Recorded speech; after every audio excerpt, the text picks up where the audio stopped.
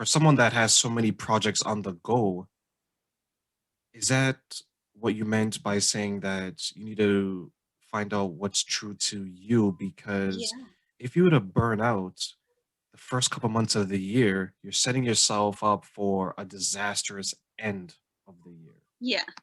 I think for me, it's more about being able to do nothing, and the strength that you learn and that you receive from being able to sit back, totally chill out, and really, really be still and silent with yourself, because we all have a million thoughts a day.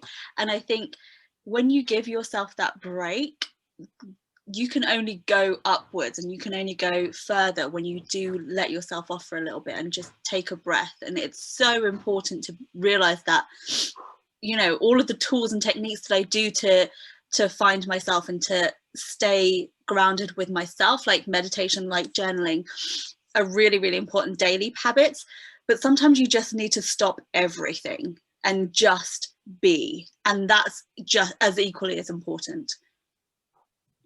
Did you ever find it difficult to just stop and say, you know what, let me take Yeah. this time and let me be okay with doing nothing? Because from the conversations you and I have had, we've known each other for quite a bit now. Mm. It's like equal energy, right? You're on the go, I'm on the go. We have all these things planned, and we plan so much Yeah. in a short period of time. Is it easy for you to take a step back and say, Marisha, you know what? I need a me day. I need a Yeah. me week. Mhm. I think it's getting easier. It was, and I say this because I'm always learning, I'm always growing. It's getting easier because I know how necessary it is.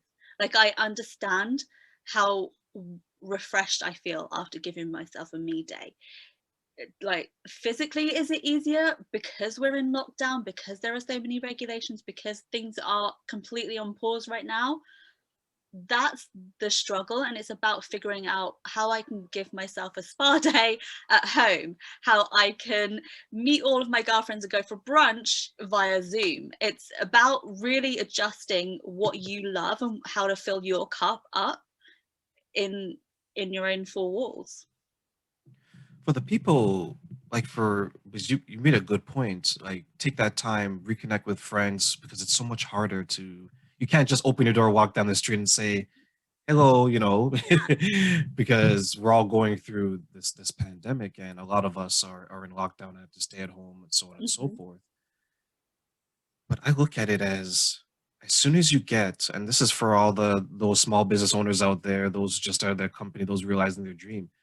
As soon as you get a taste of success, as soon as you get the taste and the thrill of, you know what, I plan to achieve this goal on this day, but I achieved it earlier. Once you get that thrill, it's hard to stop and take a moment to, isn't it? Yes, it's because the success looks like you switch a light on, and in reality, success is 20,000 lights that you have to look after and refill and make sure they're functioning and check all the wiring. Like, there's so much to looking and being successful. And I think that's the thing. It's easier living in the unknown, but once that door's open and once you realize how much work it takes and how much energy it takes, and because it feels so empowering, putting your thing all the way out there and it being appreciated by the right people, that's so rewarding. That's incredible. And yes, of course, it's so hard to stop, and it's so hard to bend that into a new project, and it's so hard to think of your life any other way after that line of success.